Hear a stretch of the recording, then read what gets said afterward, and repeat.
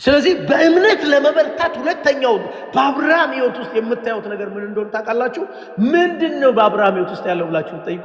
በተነገረው ቃል ላይ አልተጠራጠረም ይላል። እንዴት ደስ የሚል ነው! አልተጠራጠረም። በቃ ለዚህ ነው መጽሐፍ ቅዱስ ሲናገር የሚጠራጠር ሰው ከእግዚአብሔር አንዳችን ነገር አይቀበልም። የሚጠራጠር ሰው ከእግዚአብሔር አንዳችን ነገር ምን አያደርግም? አይቀበልም። ስለዚህ አብርሃምን እንዲቀበል ያስቻለው የሌለን ነገር የማይሆን ነገር መሆን በአብርሃም ሕይወት ውስጥ የጀመረው አብርሃም አይጠራጠርም ነበር። ለዚህ ነው በእምነት የመበርታቱ ሚስጥር።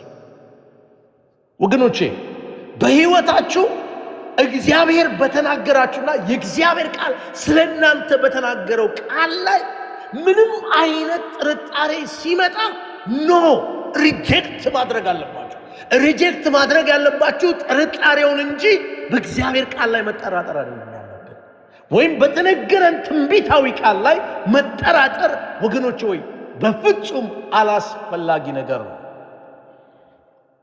ስለዚህ አብርሃምን በእምነት ለመበርታት ትልቁና ዋነኛው ነገር ምንድነው ብላችሁ ብትመለከቱ፣ ሁለተኛው በተነገረው ተስፋ ቃል ምን አላደረገም? አልተጠራጠረም።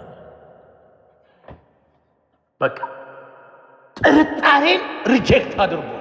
በሕይወታችሁ ማስወገድ ያለባችሁ ከእግዚአብሔር ጋር አብራችሁ የምትኖሩ ክርስቲያኖች፣ እናንተ የእግዚአብሔር ሰዎች፣ በዚህ ያላችሁ ቅዱሳኖች በጣም በሕይወታችሁ መኖር የሌለበት ነገር፣ መስማት የሌለባችሁ ነገር የእግዚአብሔር ቃል ላይ እንድትጠራጠሩ የሚያደርጓችሁ ሰዎች ኔቨር ኤቨር ልትሰሟቸው አይገባም።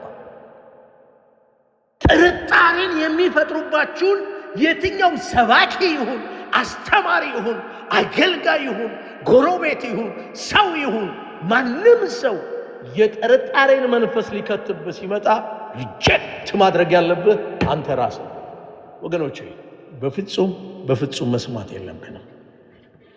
በፍጹም የተነገረ እውነት አለ፣ እሱን ያዝ። ጌታ ድምፁን አሰምቷል፣ እሱን ያዝ። አምላክ ተናግሯል፣ እሱን ያዝ። የተስፋ ቃል አለ፣ እሱን ያዝ። እግዚአብሔር በቃሉ በትንቢታዊ ቃሉ የተናገረ የእግዚአብሔር ቃል አለ፣ እሱን ያዝ። ለጥርጥር አንዳች በር መከፈት የለበት። የትኛውም በራችሁ ለጥርጣሬ ክፍት መሆን የለበት። ዛሬ ይኸውላችሁ የብዙዎቻችን ውድቀትና የብዙዎቻችን ከእግዚአብሔር ዘንድ ያለመቀበላችን በሩን ጥርቅም አድርጎ የዘጋው ሰይጣን ሳይሆን እኛ ተጠራጣሪዎች ነው። ስሙኝ ወገኖች፣ ዛሬ ከጥርጥር ወጥተን ከመጠራጠር ወጥተን እግዚአብሔር ዘንድ ልንቀበል የሚገባውን ነገር እንድንቀበል ካስፈለገ የጥርጥርን ሕይወት ከሕይወታችን ማስወገድ አለ። አብርሃም ሁሉን እንደሚችል አምኖ በእምነቱ በረታ። አንደኛው። ሁለተኛው ሳይጠራጠር የእግዚአብሔርን ቃል ማመኑ ከእግዚአብሔር ዘንድ እንዲቀበል አድርጎታል። ሁለተኛ በእምነት እንዲበረታ አድርጎታል። እዚህ ዕብራውያን 11 ላይ ደግሞ ሚስቱ ሳራን ስትመለከቷት በጣም የሚገርም ነገር ታያላችሁ። እንደዚህ ይላል፣ ተስፋ የሰጠ የታመነ እንደሆነ ስለቆጠረች ሳራ ራሷ ደግሞ ዕድሜያ እንኳን ካለፈ በኋላ ዘርን ለመጸነስ ኃይልን በእምነት አገኘች። ይሄ ደግሞ የአብርሃም ሚስት ሳራን ስትመለከቱ የሳራ እምነት ኃይል ያገኘችበት የሄደችበት ሚስጥር ወይም ደግሞ በእምነት የበረታችበት ሚስጥር የሷ ደግሞ የሚገርም ነገር ታያላችሁ እዚህ ጋር። አብርሃም በእምነት የበረታው እግዚአብሔር ይችላል የሚለውን ይዞ ነው። ሁለተኛው ደግሞ ጥርጥርን ከሕይወቱ አስወግዶ። ሳራ ደግሞ የሚገርመው ነገር በእምነት የበረታችበት ሚስጥር አንደኛው የሷ ደግሞ ምን የሚል ነው ታውቃላችሁ? ተስፋ የሰጠው የታመነ እንደሆነ ስለቆጠረች ነው። ስለዚህ ይኸውላችሁ ሳራ በእምነቷ የበረታችበት ሚስጥር ምንድነው ብላችሁ ስትመለከቱ ተስፋ የሰጠው ምን ያለ ነው? የታመነ እንደሆነ ስለቆጠረች ነው። ይኸውላችሁ እግዚአብሔር ታማኝ እንደሆነ ቆጥራ ስለኖረች የእግዚአብሔርን ታማኝነት ስለተረዳች ስላወቀች እንደሚፈጽመው በሕይወቷ ቅንጣት ያህል ጥርጣሬ አይኖርም በሷ ላይ።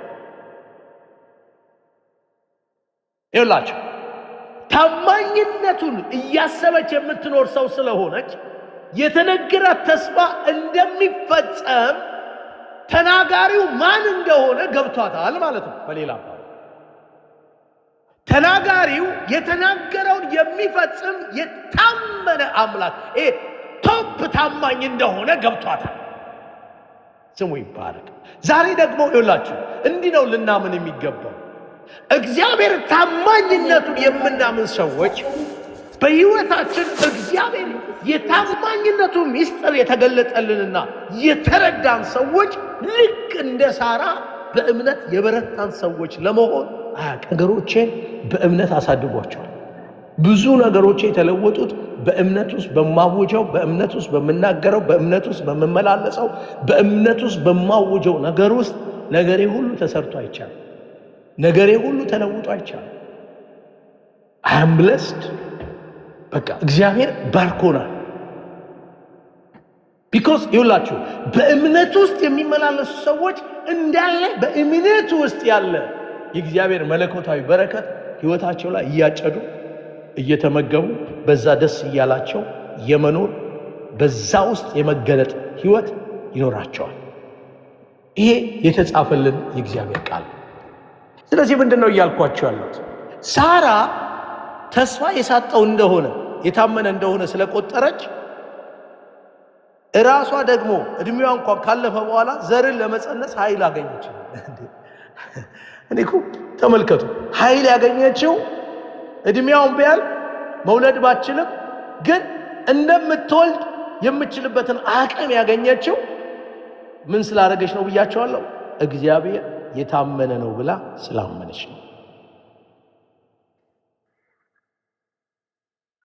እስኪ እንደው በኋላ ላይ ጸልይላችኋለሁ። እግዚአብሔር ታማኝ ነው ብላችሁ ለምታምኑ ብቻ በኋላ ልጸልይላችሁ ፈልጋለሁ። ኢየሱስ ጌታ ነው ማለት በቃ የእግዚአብሔርን ታማኝነት የገባቸው ሰዎች በእነሱ ሕይወት ውስጥ አለመበርታት አይቻልም። በተነገራቸው ተስፋ ላይ አለማመን አይችሉም። ቢኮዝ ታማኝነቱ የገባቸው ሰዎች እንዲህ ነው የሚኖሩት። ኃይልን ያገኛሉ፣ አቅምን ያገኛሉ። የእግዚአብሔርን ታማኝነት ያመኑ ሰዎች የተነገረላቸውን ቃል እግዚአብሔር እንደሚፈጽመው እርግጠኞች ናቸው። ዛሬ በዚህ ጉባኤ ውስጥ ያላችሁ፣ በዚህ ስፍራ ላይ እየሰማችሁኝ ያላችሁ እግዚአብሔር የተናገራችሁ ሰዎች ናችሁ። ሁላችሁ በዚህ ያላችሁ እግዚአብሔር ትንቢትን የሰጣችሁ ሰዎች ናችሁ። የትንቢት ቃል ያላችሁ ሰዎች ናችሁ። አምላኬ በእግዚአብሔር ቃል ለእያንዳንዳችሁ ትንቢታዊ ቃል ተናግሮላችኋል። እግዚአብሔር በእያንዳንዳችሁ በሕይወታችሁ፣ በኑሯችሁ፣ በስራችሁ፣ በአገልግሎታችሁ፣ በእያንዳንዱ ነገራችሁ ላይ እግዚአብሔር ተስፋን የሰጣችሁ በእግዚአብሔር ቃል ተስፋ የተገባላችሁ የእግዚአብሔር ሰዎች ናችሁ። ስለዚህ እያንዳንዳችሁ ተስፋችሁን በሕይወታችሁ አጣጥማችሁ እንድትኖሩ እግዚአብሔር ታማኝ እንደሆነ ብታምኑ በእምነታችሁ መበርታት ትችላላችሁ።